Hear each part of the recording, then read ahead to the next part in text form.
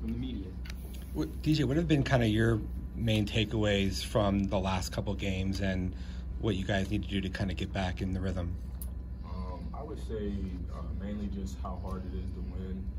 I think that these last two games have showed us how, when you're not locked in on every aspect of the game and you kind of, I guess, I wouldn't say let your guard down, but when you're just not locked in, I feel like it shows. Like, it's hard to win in this league, and really any league, any game of basketball. Just from watching basketball this year, it really just seems like it's a lot of, which team shows up to play kind of thing. So I just think that looking back at these last two games, we need to see what got us beat and make sure it doesn't happen moving forward.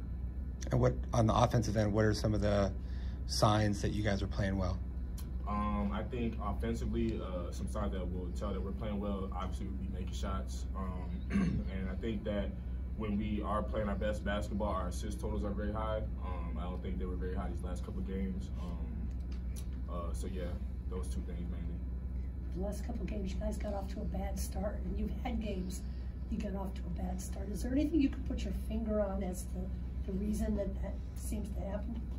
I don't think it's really one thing I could say that would be like the main reason why we get off the bad starts, but I feel like when other teams do get off the great starts and we don't see our shots fall right away, I feel like that can kind of deter us a little bit, but I don't think it's just one specific thing that would make us not play good, because I think the energy and the effort, at least on defense, is always there, but like, just got to make shots.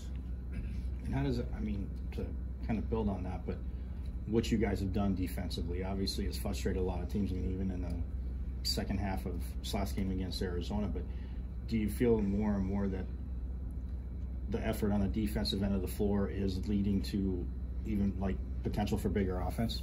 I think so, and I think we have a group of guys that really takes pride in playing defense, and early on it has shown us that, when you play defense to the level that we've been playing it, that it can spark your offense. So I think that just staying true to what's got us to this point is going to be the main thing going forward, and just, putting in that extra work outside of practice and everything, getting up extra shots.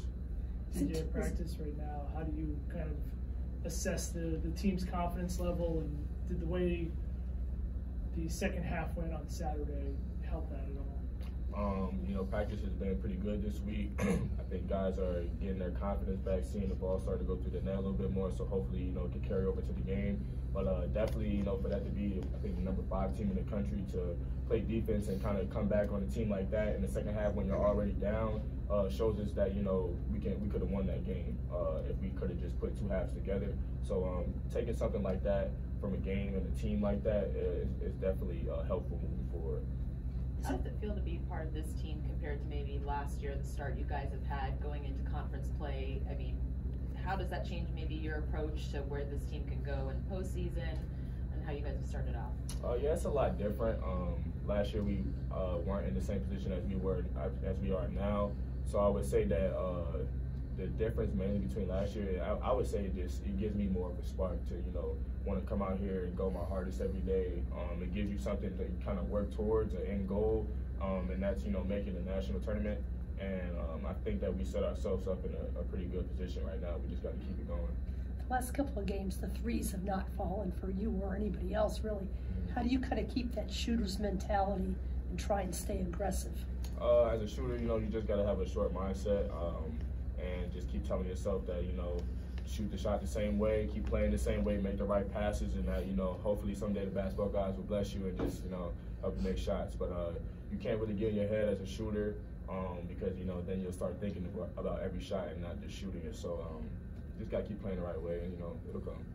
And then as you're into conference play, how do you feel, I was asking Coach, of just the chemistry and the comfort with your teammates overall have been? I think that it's been very good, especially like she said, just building this I guess record and kind of this, I would say, we opened a lot of eyes this year. So kind of doing that, I think, has made us come together closer. And I think that the tougher it's going to get, it's going to be the more important to keep getting closer as the season goes on, because it's only going to get harder. What have Des and DJ brought to this team, and what are they like as teammates? You said Des and DJ? The Cambridge brothers. Oh, okay. They brought an instant spark. I think it's a spark that we needed. Des with Des and Devin. Coming in, we weren't really expecting Devin to score like that, but he's proven like we were wrong.